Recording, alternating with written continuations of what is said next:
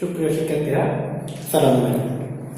আজকে আমরা যে টপিকটা নিয়ে আলোচনা করব বা যে লেকচারটা নিয়ে আমরা আলোচনা করব সেটা হচ্ছে আমাদের বিগত যে লেকচারগুলো ছিল কোয়ান্টাম সংখ্যা এবং ইলেকট্রন বিন্যাসের নীতিসমূহ। কোয়ান্টাম সংখ্যার প্রকার এবং ইলেকট্রন বিন্যাসের যে নীতিসমূহ যে লেকচারগুলো ছিল সেই লেকচারগুলোর আলোকে আমরা জাস্ট দেখব যে প্রিভিয়াস ইয়ারে ওই টপিকগুলোর উপর কি কি প্রশ্ন আমাদের বোর্ডে আসছে। তো সেই হিসাবে আসলে আমার দৃষ্টিতে কোয়ান্টাম সংখ্যা এই অংশটা থেকে প্রশ্ন আমাদের বিভিন্ন সময় যে বোর্ড পরীক্ষা হয় সেই বোর্ডের পরীক্ষা অর্থাৎ এসএসসি যে ফাইনাল পরীক্ষা হয় সেই ফাইনাল পরীক্ষায় আমাদের এই টপিকগুলো থেকে প্রশ্ন করবে। কোয়ান্টাম সংখ্যা, বিভিন্ন ধরনের কোয়ান্টাম সংখ্যার প্রকারভেদ এবং মৌলের ইলেকট্রন বিন্যাসের নীতি, আবহ নীতি, পাওয়ারের বর্জন নীতি, হুন্ডের নীতি, এই নীতিগুলোর উপর ভিত্তি করে যে কোনোভাবে তাকে প্রশ্নটা করতে পারি। সেই হিসাবে আমরা বিগত সালে যে প্রিভিয়াস কোয়েশ্চেনগুলো ছিল ওই টপিকগুলোর আলোকে সেগুলো আমরা সলভ করার চেষ্টা করব। 19 সালে আমরা 3টা প্রশ্ন পাই, Comilla board 19, Chittagong board 19, Barishal board 19। আমরা তাহলে দেখি প্রথম 1 নাম্বার যে প্রশ্নটা, সে 1 নাম্বার প্রশ্নটা আমরা কিভাবে সলভ করতে পারি বা কুমিল্লা বোর্ড 19-এ যে প্রশ্নটা আসছে সেই প্রশ্নটা আমরা কিভাবে সলভ করতে পারি। এখানে যে প্রশ্নটা আসলো সেটা হচ্ছে কোয়ান্টাম সংখ্যা ব্যবহার করে, তার মানে 4 ধরনের কোয়ান্টাম সংখ্যা ব্যবহার করে d = 4 শক্তি স্তরে, এটা আসলে ডায়াগ্রামটা ছিল এরকম, এই ধরনের ডায়াগ্রাম ছিল। এখানে দেওয়া ছিল d = 4, এখানে দেওয়া ছিল a = 1, এখানে দেওয়া ছিল b = 2, এখানে দেওয়া ছিল c = 3। আমি ডায়াগ্রামটা তুলে নিই, জাস্ট মূল প্রশ্নটা নিয়ে আসলাম যে কোয়ান্টাম সংখ্যা ব্যবহার করে d = 4 শক্তি স্তরে অরবিটাল ও ইলেকট্রন সংখ্যা আমরা কিভাবে নির্ণয় করতে পারি। তাহলে এই প্রশ্নের আনসার করার জন্য বা সমাধান করার জন্য যেহেতু কোয়ান্টাম সংখ্যা ব্যবহার করে, এই একটা শব্দ আমাদেরকে বলে দেওয়া হলো যে কোয়ান্টাম সংখ্যা ব্যবহার করে আমাদেরকে অরবিটাল এবং ইলেকট্রন সংখ্যা নির্ণয় করতে হবে। ফলে আমরা জানি কোয়ান্টাম সংখ্যার 4 প্রকার। আমরা 4টা বক্স এর সাথে আরো 2টি এক্সট্রা বক্স করব, অর্থাৎ আমি টোটাল 6টা বক্স করব। সমাধান 1, আমি প্রথমে এখানে একটা বক্স করব, এটা হচ্ছে প্রধান কোয়ান্টাম সংখ্যার জন্য। এরপর একটা বক্স করব, সেটা হচ্ছে সহকারী কোয়ান্টাম সংখ্যার জন্য। এরপর একটা বক্স করব, সেটা হচ্ছে চুম্বকীয় কোয়ান্টাম সংখ্যার জন্য। এরপর একটা বক্স করব অরবিটাল সংখ্যা। এরপর একটা বক্স করব স্পিন কোয়ান্টাম সংখ্যার জন্য। এরপর একটা বক্স করব ইলেকট্রন সংখ্যা। তাহলে এখানে আমরা লিখতে পারি n, এখানে l, এখানে আমাদের a, এখানে আমাদের শব্দ হবে অরবিটাল সংখ্যা, অরবিটাল সংখ্যা। এখানে হচ্ছে আমাদের s, এখানে হচ্ছে ইলেকট্রন সংখ্যা। আমি টোটাল 6টা বক্স আমি করলাম। তাহলে আমাদের অপশনে দিয়ে দিল কত? চতুর্থ শক্তি স্তর। আমি লিখলাম n = 4।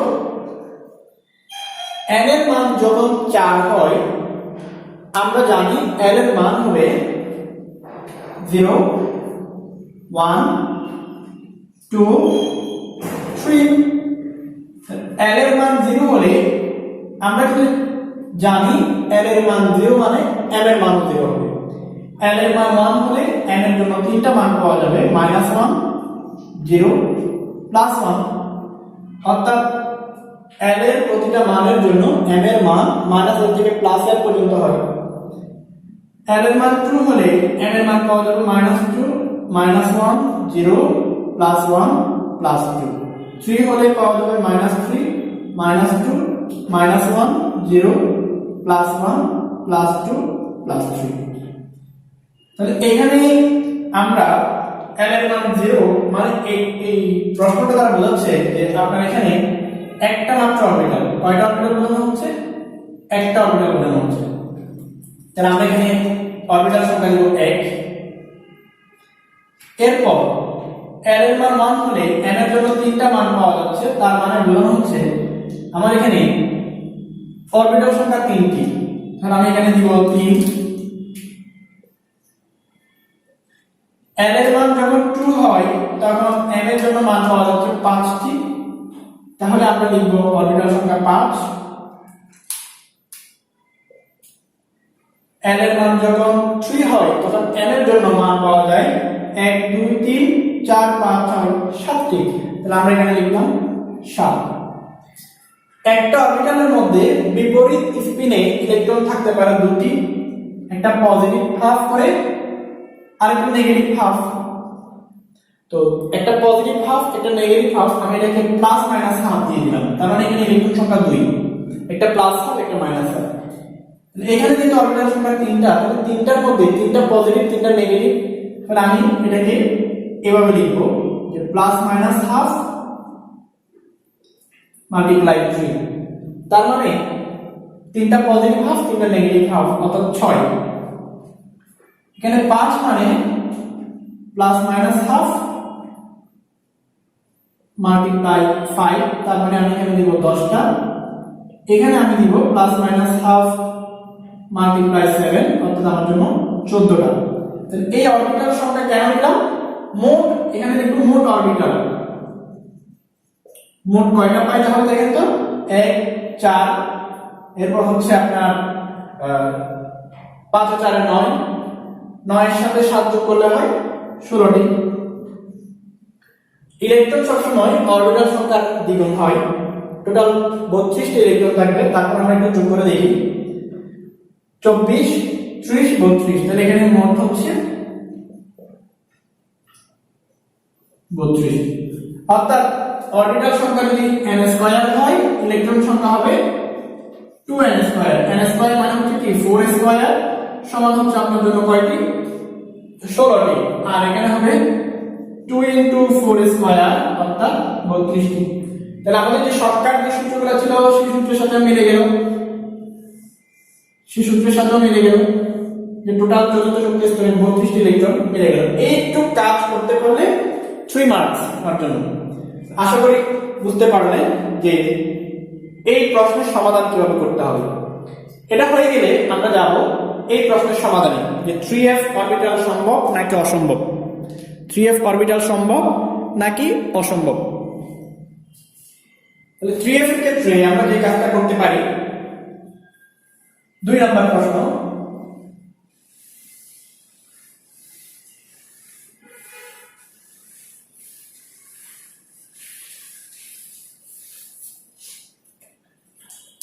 নাম্বার 2 কোশ্চেন নাম্বার 19 সালে আসছে, এটা খ মানকে আসছে, তো 2 নম্বরের জন্য ক নাম্বার অপশনে 3f অরবিটাল বাস্তব নাকি অবাস্তব, সম্ভব নাকি অসম্ভব, এই ধরনের যে কথা বাস্তব নাকি অবাস্তব সেম মিনিংটা একই বোঝাচ্ছে, ফলে আপনাকে আনসারটা একইভাবে দিতে হবে।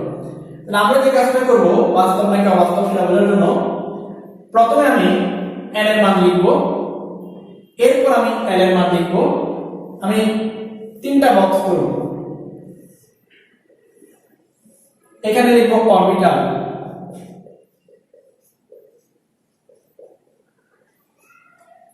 n এর মান কত দেওয়া হচ্ছে, এখানে 3 দেওয়া হলো।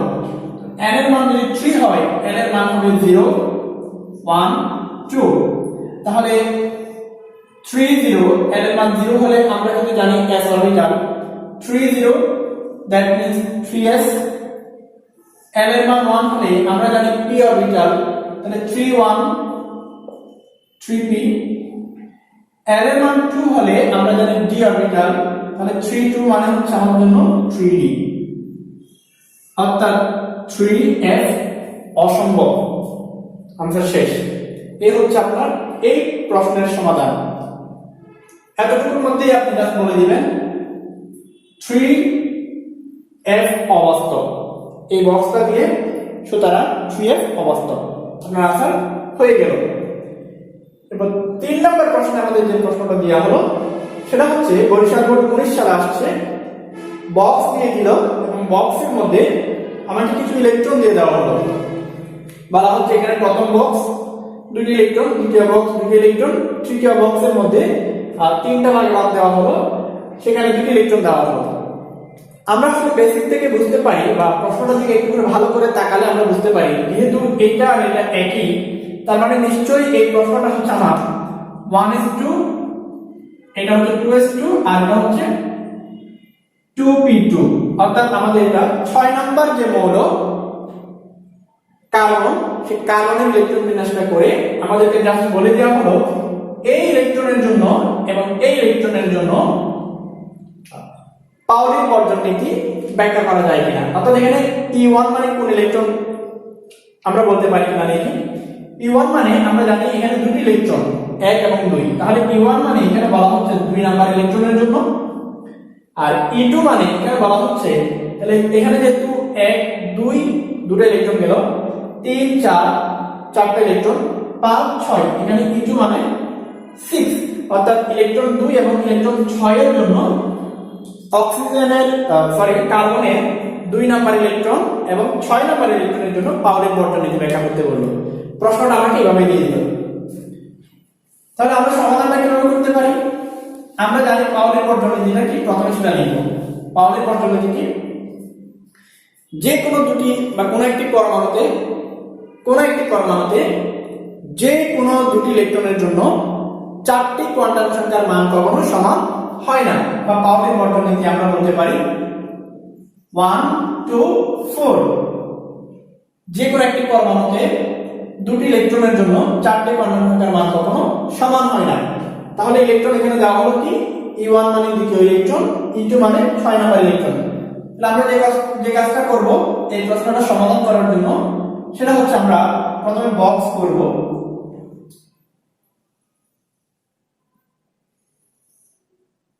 চারটা বক্স নিব,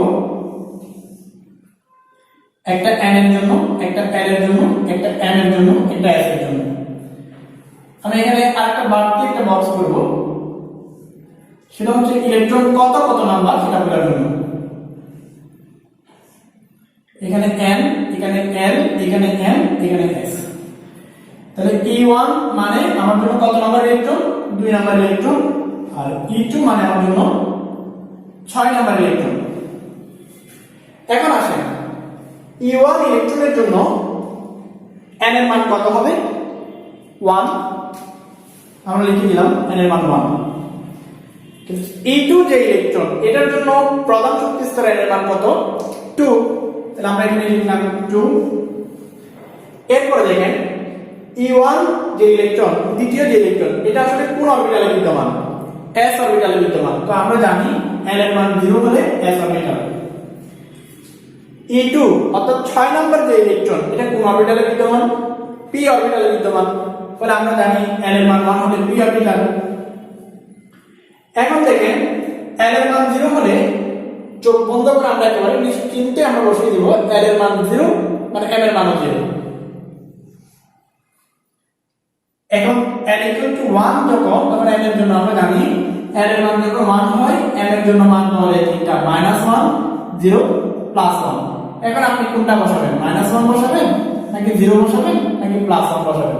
আমরা যদি চিন্তা করি এটা আমাদের জন্য -1, এটা আমাদের জন্য 0, এটা আমাদের জন্য +1, তাহলে আমি এখানে একটু করে লিখে রাখলাম, এটা হচ্ছে ধরে নিলাম -1, এটা 0, এটা +1। তাহলে m এর মান কত বসানো যাবে, 0। কেউ যদি বলে না আমি সেভাবে বলবো না, আমি -1 +1 0 এভাবে লিখবো, তাহলে সেক্ষেত্রে m এর মান হবে +1। আর কেউ যদি বলে না আমি এভাবে লিখবো যে +1 -1 0, তাহলে সেক্ষেত্রে এটা -1 হবে।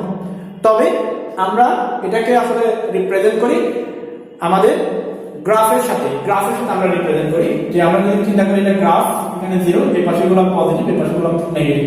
তাহলে এইভাবে আমরা চিন্তা করি প্রথমে নেগেটিভ থাকে, তারপর 0 থাকে, তারপর প্লাস থাকে। আমরা এভাবে চিন্তা করি, যার কারণে -1 0 +1, তাহলে m এর মান পাইলাম আমি 0। এখন আসেন 2 নাম্বার যে ইলেকট্রন মানে E1 যে ইলেকট্রন, এই ইলেকট্রনটা আমরা যদি চিন্তা করি -1/2। E2 যে ইলেকট্রন, এটা যদি স্পিন বিপরীত দেখা যাচ্ছে, দেখেন এটা কিন্তু নিচের দিকে দিয়ে দেওয়া হলো, আর এটার স্পিন কিন্তু ডায়াগ্রামে আমাদের উপরের দিকে দেওয়া হলো, তার মানে এই স্পিন বিপরীত। তো একজনকে আমরা যদি -1/2 বলি, নিশ্চিন্তে আমাদের আরেকজন হবে +1/2।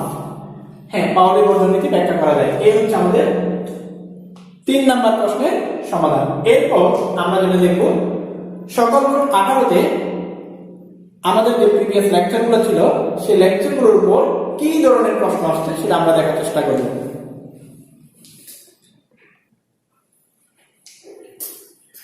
প্রিয় শিক্ষার্থীরা, 18 সালে আমাদের যে প্রশ্নগুলো আসছে আমাদের টপিকের উপর, তার মধ্যে একটা ডায়াগ্রাম দেওয়া হয়েছে যেখানে বলা হচ্ছে z=3 এই সেলে মোট ইলেকট্রন সংখ্যা হিসাব করো।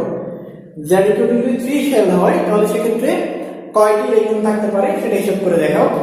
আর আরেকটা প্রশ্ন করা হলো যে d=4 যদি সর্বশেষ শক্তি স্তর হয় কোন একটি মৌলের সর্বশেষ শক্তি স্তর হচ্ছে d=4, তাহলে সেক্ষেত্রে তার সর্বাধিক অরবিটাল সংখ্যা নির্ণয় করে দেখাও।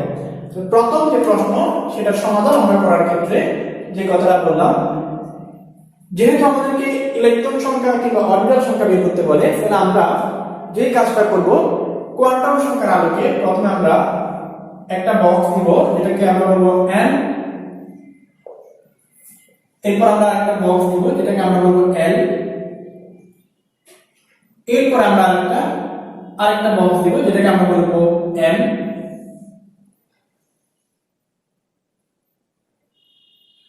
এরপর অরবিটাল সংখ্যার জন্য একটা,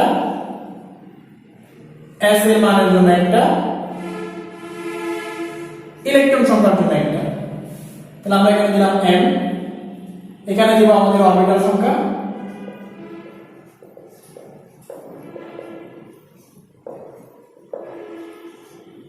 এখানে হচ্ছে আমাদের জন্য s, আর এখানে হচ্ছে আমাদের ইলেকট্রন সংখ্যা। এখন আমাদের যদি কখনো অরবিটাল সংখ্যা বের করতে বলে যেভাবে কাজ করতে হবে ইলেকট্রন সংখ্যা বের করতে বলবে ঠিক সেম কাজটাই করতে হবে, শুধু ফাইনালে দেখাতে হবে অরবিটাল সংখ্যা বের করতে বললো নাকি ইলেকট্রন সংখ্যা বের করতে বললো সেটা ফাইনালে দেখাইতে হবে। যদি দুইটাই বের করতে বলে তাহলে দুইটাই দেখাবো। যেমন আমাদের এই প্রশ্নে কিন্তু শুধুমাত্র ইলেকট্রন সংখ্যা দেখাতে বললো, এই জন্য আমরা n এর মান বসাবো 3। আমরা জানি n এর মান কি হলে n এর মান হবে 0, 1, 2। n এর মান 0 হলে আমরা নিশ্চিতভাবে বসাতে পারি n এর মান 0, n এর মান 1 হলে n এর তিনটা মান পাওয়া যায়, n এর মান 2 হলে n এর মান পাওয়া যায় -2, -1, 0, +1, +2। এখানে যে কথাটা বললাম যে আমরা জানি n এর মান 0 যখন তখন n এর মান 0, এই কথাটার মানে হচ্ছে এখানে একটা অরবিটাল। কয়টা অরবিটাল? এখানে একটা অরবিটাল। এরপর n এর মান 1 হলে n এর তিনটা মান পাওয়া যায়, তার মানে এখানে টোটাল তিনটা মান অর্থাৎ তিনটা অরবিটাল। এখানে টোটাল 5টা মান, ফলে 5টা অরবিটাল। তো আমরা জানি একটা অরবিটালে ইলেকট্রন থাকতে পারে +12 -12 করে দুইটা, তিনটা অরবিটালে ইলেকট্রন থাকতে পারবে +12 -12 করে, +12 -12 করে মাল্টিপ্লাই 3, এখানে থাকবে দুইটা, এখানে থাকবে 6টা, আর এখানে থাকবে +12 -12 মাল্টিপ্লাই 5, টোটাল আমাদের 10টা, +-12 ব্র্যাকেট দিয়ে গুণ 5। অর্থাৎ এটা দ্বারা বোঝানো হচ্ছে এরকম যে +12 +12 +12 +12 1 2 3 4 5টা +12 5টা -12, তাহলে টোটাল কয়টা হয় একটু দেখেন তো। এই হচ্ছে আপনার 10টা ইলেকট্রন। আমরা জাস্ট ওটাকে ব্র্যাকেটে মাল্টিপ্লাই করে দেখালাম, এটা হচ্ছে আমাদের +-12 মাল্টিপ্লাই 5 সমান 10। এই হচ্ছে আমাদের টোটাল 10টা ইলেকট্রন। এখন আমাদেরকে কি অরবিটাল সংখ্যা বের করতে বলবো নাকি ইলেকট্রন সংখ্যা বের করতে বলবো? যেহেতু ইলেকট্রন সংখ্যা বের করতে বলবো ফলে আমি এখানে একটু যোগ করে ফেলি, 10 6 18, অর্থাৎ টোটাল 18টা ইলেকট্রন, মোট ইলেকট্রন 18টি। এখন হলো কিনা এটা আমরা যদি কনফার্ম করতে চাই, আমরা জানি সর্বাধিক ইলেকট্রন ধারণ ক্ষমতা হচ্ছে 2n², তাহলে 2 * 3² অর্থাৎ আমাদের 18টি ইলেকট্রন। এই হচ্ছে আমাদের এই প্রশ্নের সমাধান। একইভাবে চতুর্থ সংখ্যাটাও বের করা যাবে, অর্থাৎ d=4 শক্তি স্তরের মধ্যে সর্বাধিক অরবিটাল সংখ্যা কয়টি হবে সেটা আপনারা বের করতে পারবেন। এরপর আমরা যেটা দেখব 2017 সালে এই টপিকগুলোর উপর কি ধরনের প্রশ্ন আসছে সেটা আমরা সমাধান করার চেষ্টা করি।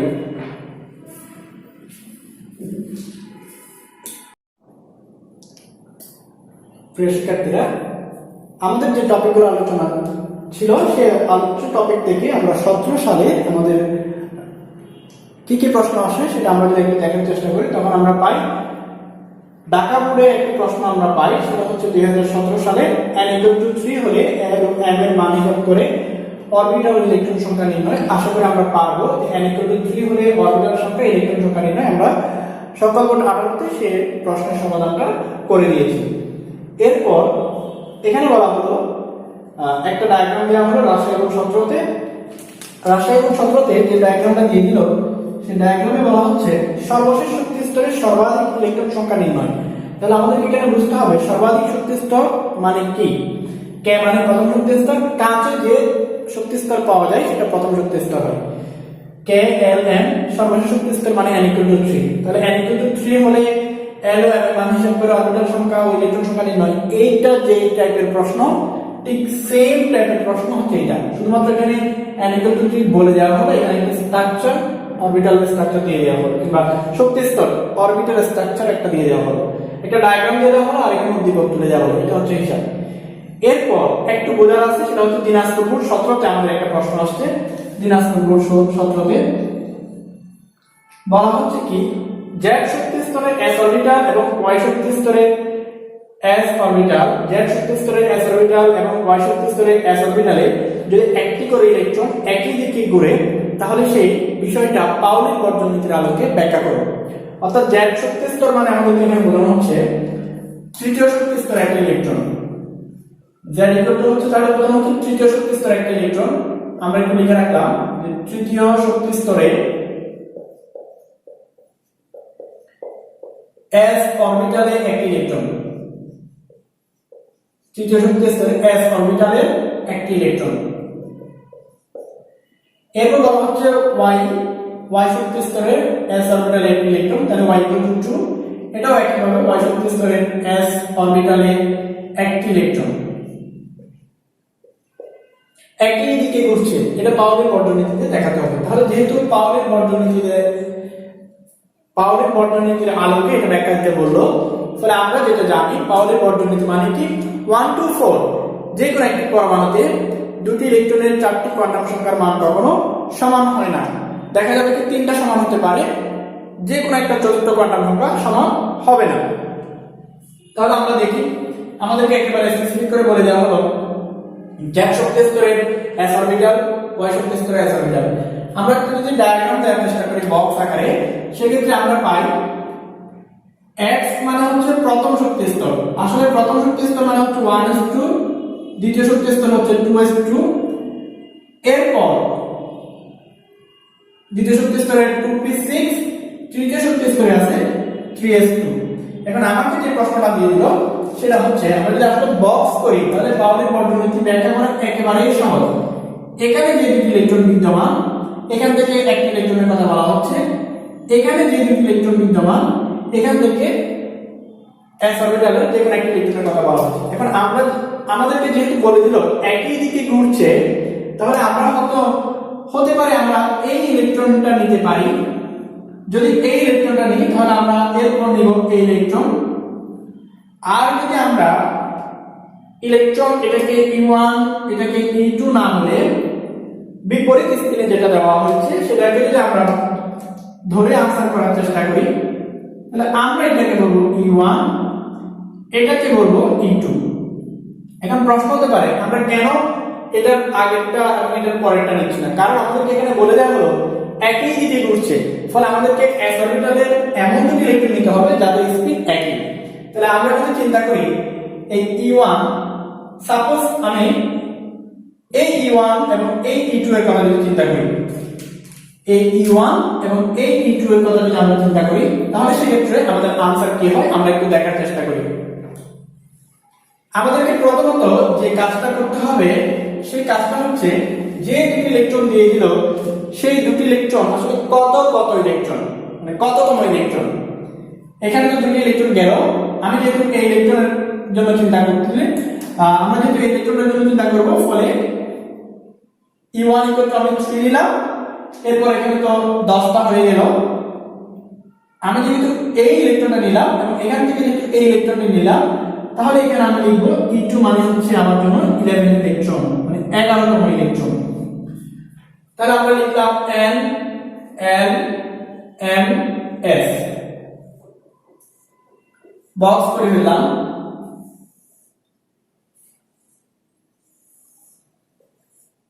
এটা আমার প্রয়োজন নেই, সেটা আজ পর্যন্ত রাখলে হয়। এখানে আমি ইলেকট্রন দিলাম E1 equal to 3 electron, E2 equal to 11 electron. এখন আসেন E1 ইলেকট্রনটি কোন শক্তি স্তরে অবস্থান করে? দ্বিতীয় শক্তি স্তরে অবস্থান করে।